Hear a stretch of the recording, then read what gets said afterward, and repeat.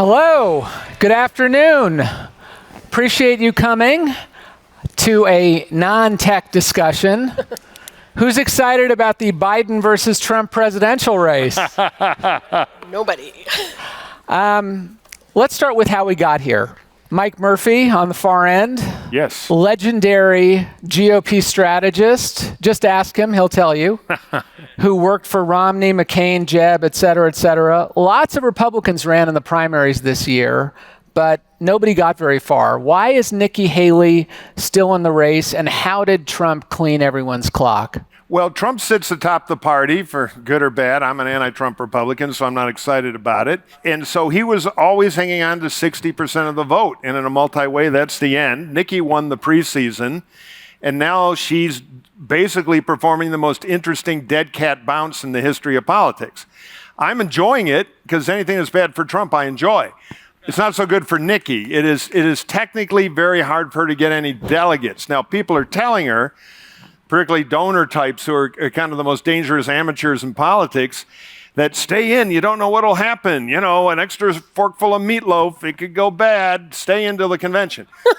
The problem is, if Trump were to drop out, most of the party machinery would go somewhere else.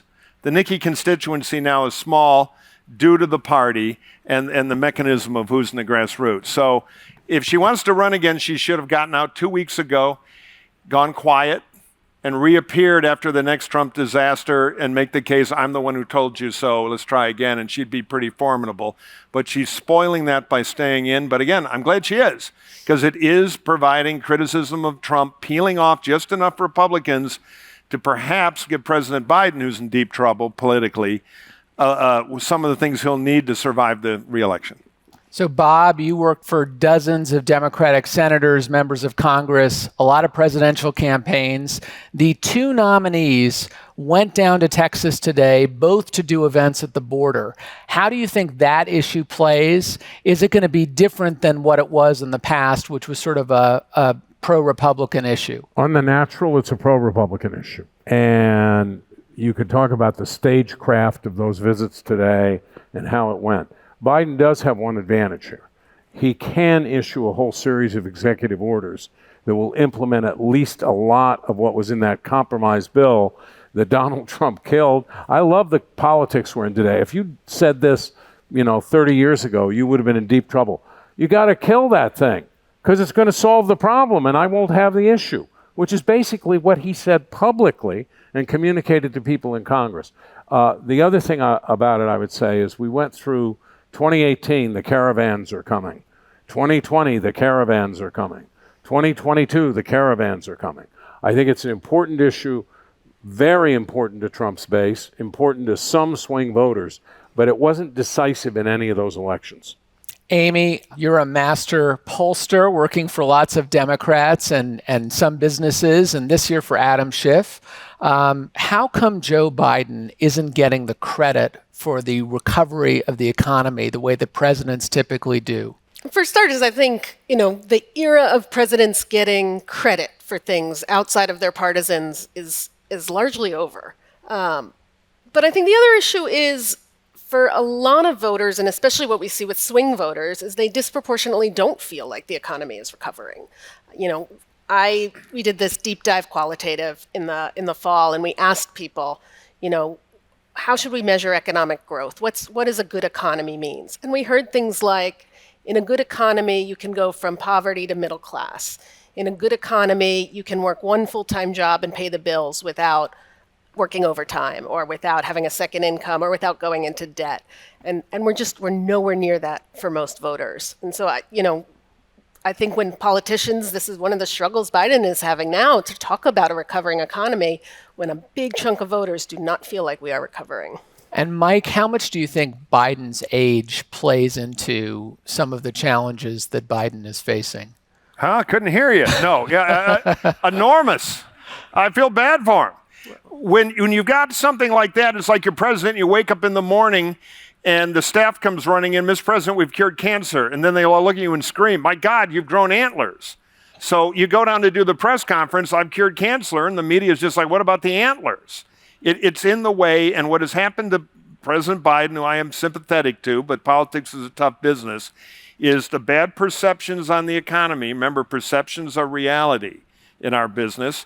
And when you deal with inflation, the perception is the truck payment and the grocery bill every week, same stuff, more money, plus age compounds to make it even bigger, which is not only is the economy not right, he's clearly doesn't have the faculties to control it, unfair or not. So it's kind of doubled down and put him in a real box. I'll just sum up by saying we have invented something this year. We're going to have the first quantum election where the electorate is in two states at once. A majority wants to fire Joe Biden, and a majority can't stand Donald Trump.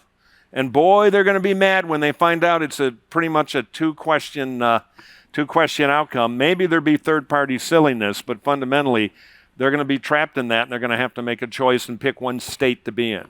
And Bob, not disconnected from that economic discontent, a lot of younger Democrats and voters of color have drifted from the Democratic Party despite Biden's accomplishments on climate and student debt and infrastructure and a whole range of other issues. What can he do in the campaign to put the coalition back together? Well, you're going to have to reach out to them. You're going to have to make a major effort to communicate with them. I think the drift of people of color is exaggerated. I think it primarily exists among African American men, where Trump got, I think, 12% of the vote in 2020. And that's where I think about where he is right now. But look, we are, and I'm going to pick up on something both of you said, we are in an era of negative partisanship. What matters is not who you like, but who you don't like. That drives vote more than anything else. It's the idea that you would have a JFK, who on the day he was shot when his legislative program was stuck in Congress, had a 60% job approval rating and a 72% rating outside the South. That's over. We are so polarized that even if you got over some of the economic stuff Amy was talking about, people probably wouldn't give him credit. It's why you keep seeing, I think, Trump and a lot of Republicans saying, the price of gas is going up. It's going up and up and up and up. It's not. But it doesn't matter because the people they're talking to believe them. We now have lost any sense of common knowledge or a common fact base for debating in this society. So the vibes matter more than the facts. Well, Mike is fond of saying, and I give him credit for this line, that what's happened is our politics is kind of like a television show, reality TV show, because the stakes may be enormously high, but people don't quite realize that. And this is reinforced by the mainstream press, which focuses on issues like age. Look, Biden has spinal arthritis, so that's why he walks in a very stiff way. His stutter from his childhood has reasserted itself, and that's why when he's giving a speech, especially off a prompter and he's reading words, he'll go, "Ladies and gentlemen," or "Folks, let me repeat that," because it's his safety valve for not stuttering. But that's what gets so much attention, and a lot of the substantive stuff, as Mike suggests, doesn't. So it's like, now look, Trump's almost Biden's age, and he forgot his wife's name the other day, and he's now giving these speeches where you can't follow him anymore. I mean, they just wind around and around and around. I mean, that's not new. Yeah, well, it's new in the sense that it used to be. They always wound around, but what's new is that I can't sometimes connect one thought to the other. How did he get from there to there? Amy, is it the polarization that Bob was talking about that is responsible for Trump being so competitive, maybe leading the presidential race despite the 91 indictments and overturning Roe v. Wade and, saying kind of batshit stuff every day? It's certainly a big part of it. You've got 42% just baked in. But you do, in some of these swing states, you have RFK polling in the double digits. And who does that help? Slightly more Trump than Biden. Not entirely more, but certainly slightly more.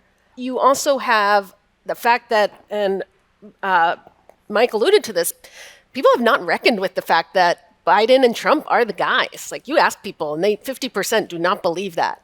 And I think, we reckon with Biden as president every day. People have not fully reckoned with what another Trump term might look like. So when half the country wakes up and recognizes that actually this is the choice, how do you think it's going to change the dynamics of the race? I mean, I don't think it's going to be an overnight thing. I think it is going to be, I actually think it's going to be a very transactional election. For as high as we all know the stakes are, I think a lot of this comes down to who is going to make it easier for me to go, into the middle class? Who is going to make it so that, even if gas is going down, eggs are going up? Who's going to stop all the seesawing of prices? And I think it's going to be very transactional. Mike, as everyone here knows, tech is moving, faster than the speed of light, and AI in particular has been a major theme at the conference, driving a transformation across our society, good and bad. What are the new challenges these two octogenarian candidates need to reckon with in this modern tech and media environment? Well, I don't know if they have to reckon with it that much. Their teams. Their teams will. I mean, Trump will be put out a talkie, meaning a tweet or something. It won't be them. The problem we have is, and I'm not a techophobe. I'm pro tech. The history of technology is improving human lives, not hurting them.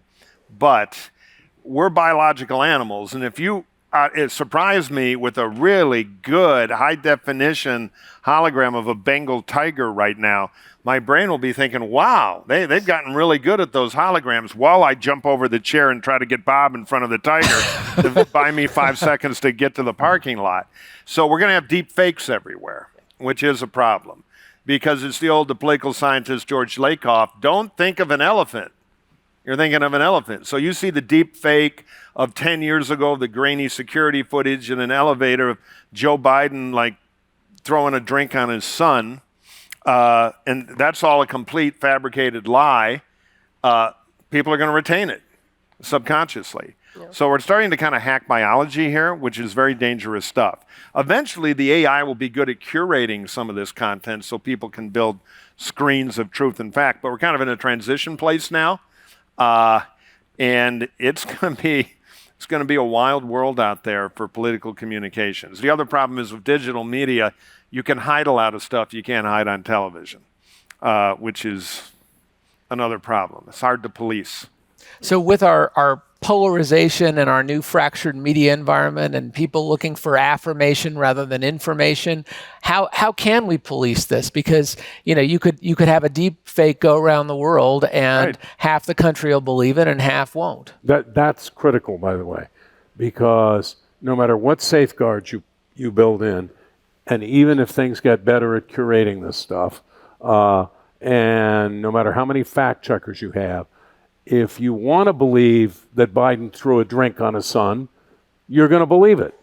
And if you want to believe that, I don't know, I was going to make up something preposterous about Trump, but most of it's true. But if you want to believe that, you're going to believe it. Yeah. So it's very, very hard to police this right now. Part of the problem is the equation now is I'm right, you're evil on both sides. And if the other side's evil, there are no rules. You're a hero. You can do anything. Lock her up, storm the Capitol. We're saving democracy. Any good movie villain thinks often they're doing the right thing. So that frees people up to do their worst. And everybody who has ever tried to undermine democracy claims that what they're really doing is saving democracy. But I think there's a group that's getting left out of this conversation, and I'm not a big believer in this huge middle that really would swing either way in our moderates. The group that we're missing is the group that the pox on both your houses, I don't believe anything I see, and I'm not very interested in this election. And I actually think they're going to go a long way to determining what happens in terms of who shows up and who doesn't. As Mike was saying, the double haters. Yep. And the double haters broke heavily for Biden in 20 right. and heavily against Hillary at the end after the Comey letter yep. in 16. But it's not just who do they hate less, it's who could they bother to show up for. Yeah, right. But and you have a risk of a steam valve. Hey, we're going to do the white wine and cheese party and all wear halos and have 11% of the vote because we can't vote for Trump, but I'm tired of Joe Biden. And then Biden needs voters who hate him to be there in the end. But Biden has to pull off a Truman. Truman in 1948, literally every pundit thought he was going to lose.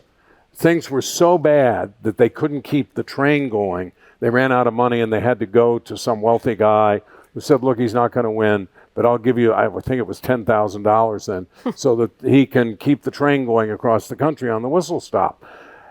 He had a splinter party to the right of him, the Dixiecrats with Strom Thurmond, a splinter party to the left of them. They called themselves progressives. I would call them the fellow travelers with Henry Wallace, and everybody wrote him off. Dewey was basically elected, as the Chicago Tribune proclaimed, and Truman famously held the paper up. He's going to have to do that, and I suspect that what we're going to see is one of the meanest, nastiest campaigns we have ever seen.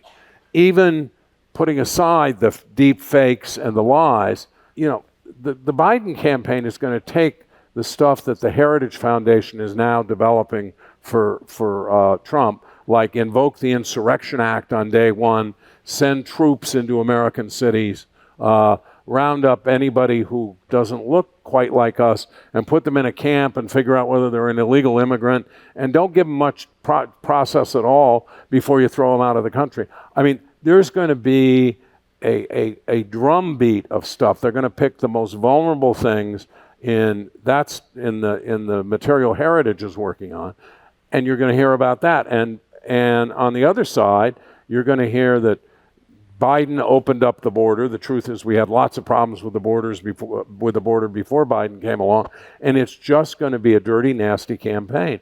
I mean, look at this impeachment. This impeachment inquiry, it's nuts. It turns out the principal witness was a double agent acting on behalf of Russia, and he made a bunch of stuff up. And I'm still not convinced, Bob. I think they're... His name was Smirnoff. I always trust a guy named Smirnoff. Yeah, I want to see all the facts here. Mike, when you look ahead, and then I'll get Amy, your view on this too, to the major moments of this race coming up, the convention, the debates, the sort of the traditional markers of a general election.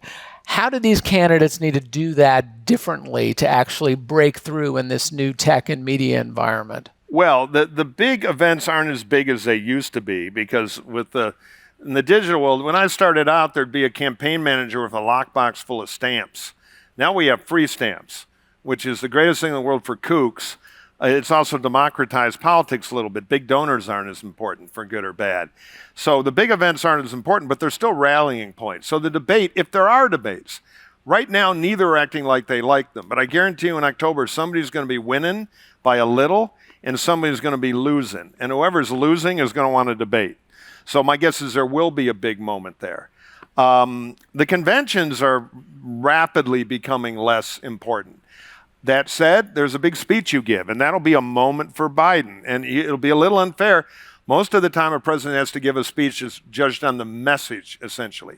Biden has that problem. He has to change the messaging across his campaign, in my view. But that speech will be a defining moment for most people to start the campaign. For us, it starts now. For them, it starts in this late summer convention time. And then finally, his performance will be watched. Because it's kind of like Dan Quayle after Potato.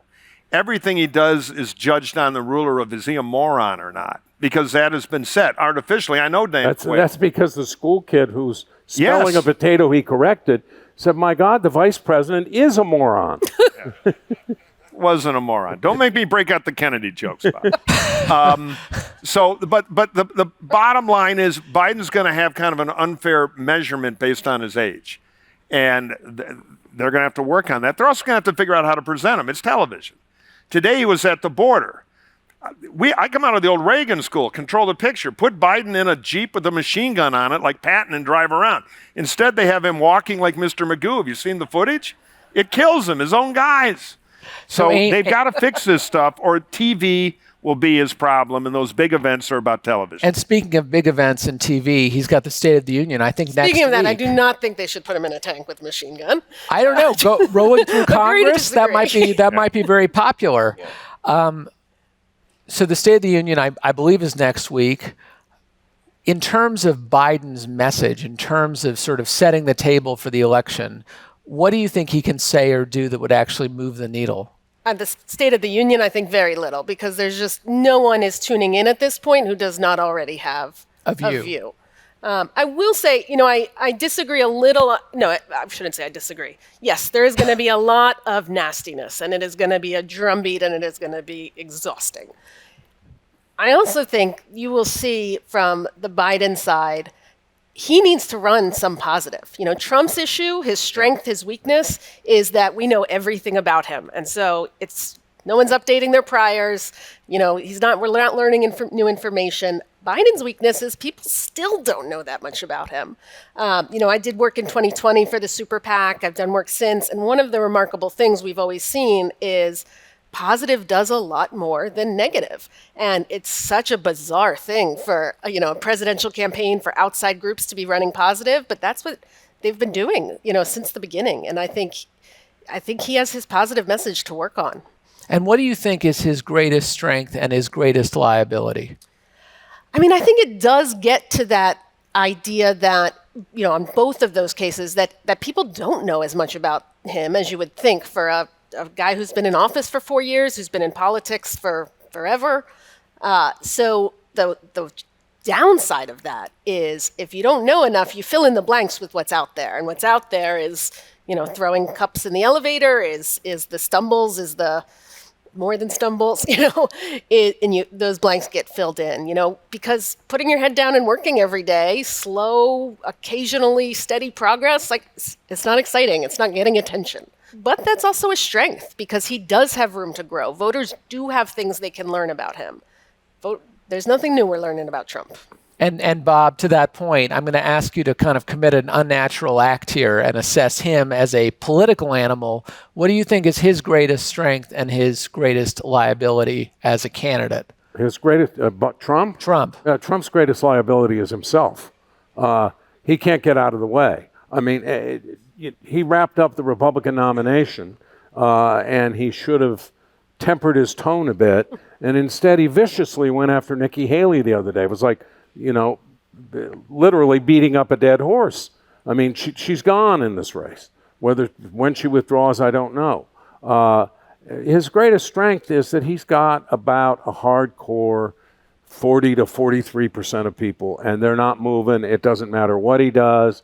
It doesn't matter if he gets convicted in some criminal trial.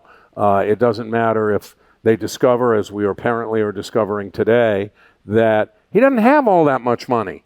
That's basically what he just told the courts. He can't come up with the money to post the bond for the 2 civil suits he's lost. I'd say one last thing. I think I totally agree with Mike about big events, especially convention speeches. Look, Gore moved about 18 points in 47 minutes in 2000. He was about 13 points behind Bush, and the Saturday after the convention, he was about 5 points ahead.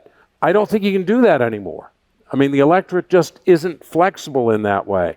And the people who tend to watch the acceptance speech now are going to be the partisans who want to see their guy up there talking. Now, Biden has one, and people may watch Biden because they may be curious about how he's going to do. And he has one advantage, and it's all the stuff we're talking about as a problem for him. He benefits from low expectations. And he has the capacity, at times, I've seen it, to rise and to really defy those expectations. And that's what they're going to try and do. One cartwheel and he's president. We have 1 minute left. Chris Matthews had this great part of his talk show called Tell Me Something I Don't Know.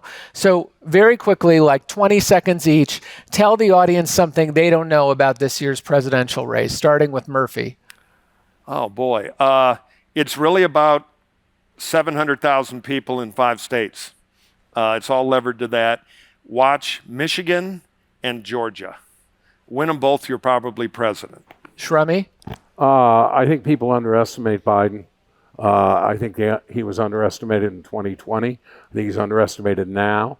He was written off totally. Murphy bet me that he wouldn't make it to Iowa. And you still haven't paid, by the way.